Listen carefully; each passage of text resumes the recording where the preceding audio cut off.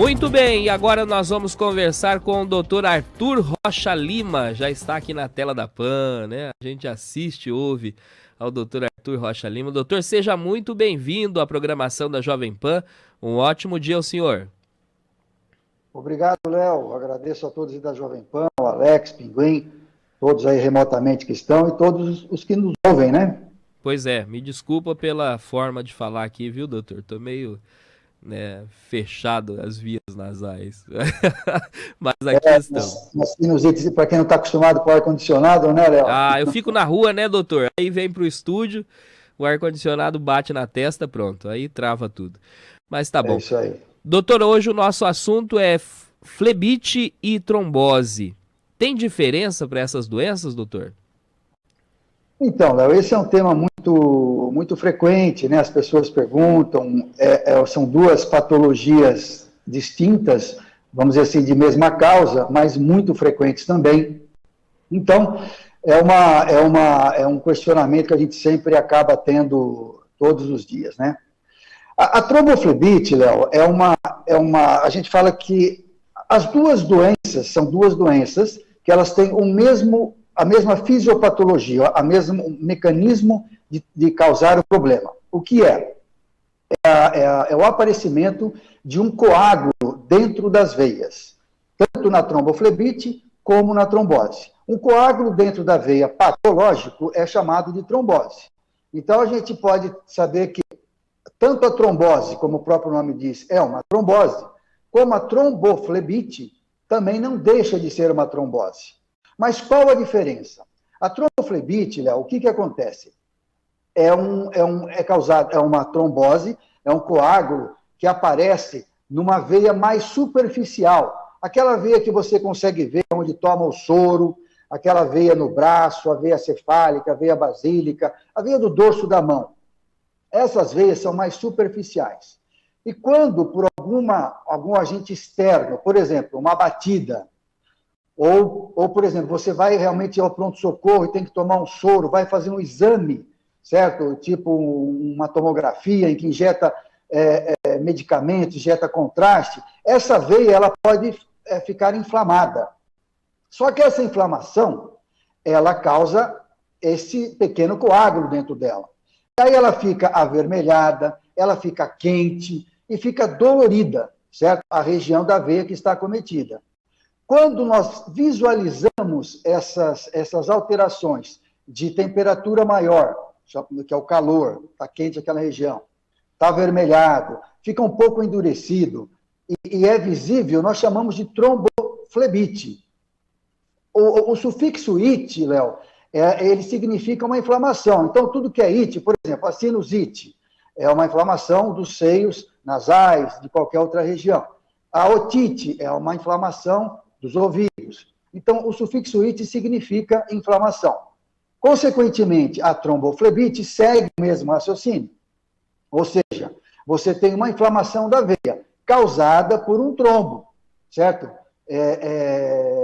Causado por um trombo, não, vamos dizer, foi causada por algum outro comemorativo, né? Como eu falei, a injeção, a batida, só que faz parte dentro da sua patologia o trombo, o coágulo. E aí nós chamamos então de tromboflebite, que é uma inflamação visível com um coágulo dentro, com um trombo dentro.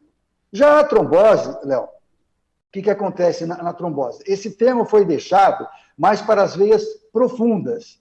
Então, você tem a famosa trombose venosa profunda, que nós colocamos como sigla TVP, certo? O que é essa TVP? É realmente uma trombose, certo? Ou seja, um coágulo patológico, anormal, que fica dentro da veia, ou veia femoral, ou qualquer veia mesentérica que é no intestino, a veia jugular, pode ter trombose dos seios das veias cerebrais. Então, a trombose nada mais é do que um coágulo dentro de alguma veia. Embora também exista o termo de trombose arterial, que aí eu costumo brincar dizendo que é um outro departamento, é outro encanamento que hoje nós não estamos comentando agora, certo? Nós estamos aqui tentando diferenciar a tromboflebite da trombose. Então, a trombose, geralmente, é o nome utilizado para veias profundas, E a tromboflebite é o nome utilizado para veias mais superficiais, Léo. Certo, doutor. Tem participação dos ouvintes, inclusive, né? Quando eu falei do tema, os ouvintes já começaram a participar. E nós vamos tirar a dúvida do ouvinte aqui na programação da Jovem Pan. Pois não, Alex? Bom dia, doutor. Quem faz a pergunta aqui é o João Paulo. Ele mandou um áudio pra gente questionando o senhor. Vamos ouvi-lo. Bom dia, Léo. Bom dia a todos os ouvintes. Gostaria de fazer uma pergunta ao doutor. Doutor, quando o médico receita algum medicamento que é injetado na veia com algum tipo de agulha, pode ser que afeta a veia e essa veia venha sofrer uma trombite? Pois não, doutor? Excelente pergunta, João Paulo. É exatamente o que a gente estava falando. Qualquer agente externo, vamos colocar assim, entre aspas, que machuque a veia, ou seja, uma injeção ou até a retirada de sangue, é mais raro, né? Quando você vai colher sangue, é mais raro, certo? Mas se você entrou na veia e ainda mais injeta algum medicamento, mesmo que seja um soro, um antibiótico, um anti-inflamatório, um contraste, certo? Qualquer elemento líquido que vá ter que viajar, navegar dentro da veia por alguma razão, ele pode causar a tromboflebite, sim, porque pode irritar a parede interna, chamado endotélio, a parede interna da veia. Essa irritação faz com que aquele sangue naquela veia ela circule de forma mais lenta, e toda vez que você tem essa lentificação, que nós chamamos de estase, certo?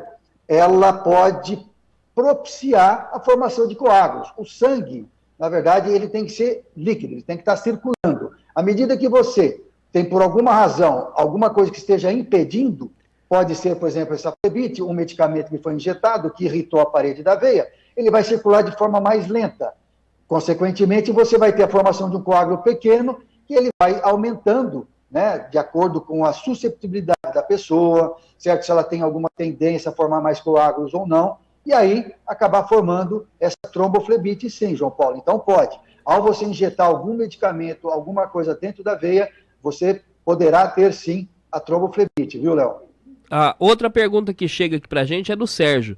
O Sérgio está perguntando, doutor, se existem pessoas predispostas a desenvolver a flebite ou a trombose, doutor? Existe sim, viu, Sérgio? Pelo seguinte, por várias razões, né? A principal delas é quando a pessoa tem alguma alteração do sangue. Então, o que é a veia? A veia, vamos colocar de uma forma simples, é um encanamento, certo? É um caninho por onde passa o sangue, certo? O sangue é o componente líquido. Esse componente líquido, algumas pessoas têm uma situação, uma predisposição ou uma doença chamada trombofilia. O que é a trombofilia? Trombofilia nada mais é do que uma predisposição que a pessoa tem, genética ou adquirida, certo? Ela tem essa predisposição a desenvolver coágulos, a desenvolver mais trombos. Então, imagina você, quantas injeções não são feitas nos prontos-socorros, certo? Durante cirurgias, certo? Em que muitas pessoas não desenvolvem o problema, tá? Agora, algumas, às vezes, com uma injeção de um pequeno medicamento, de alguma coisinha ali na sua veia, pode desenvolver uma tromboflebite. Por quê? Essa pessoa pode ter essa trombofilia. Essa trombofilia é uma situação que pode ser estudada, certo? Você tem como fazer exames de sangue para detectar se a pessoa tem ou uma causa genética ou causas que propiciaram o aparecimento dessa trombofilia. Por exemplo, a pessoa que fuma, o tabagista. O tabagista ele tem alterações de alguns elementos do sangue, como o fibrinogênio, certo? Que é a principal via de formação de coágulo, em que aumenta esse fibrinogênio. E dessa forma você tem a facilitação da formação do coágulo. Tá? Então, existe sim pessoas que têm mais facilidade, viu, Sérgio, de desenvolver a tromboflebite do que outras pessoas. Doutor, essas doenças podem levar a pessoa à morte em qual situação?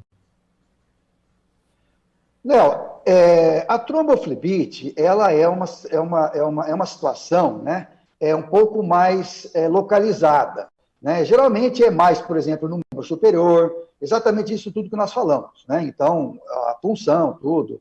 ela é mais localizada. Então, essa morbidade da doença, ou seja, a chance de levar o risco maior de mortalidade, é pequeno, certo? É pequeno, lógico.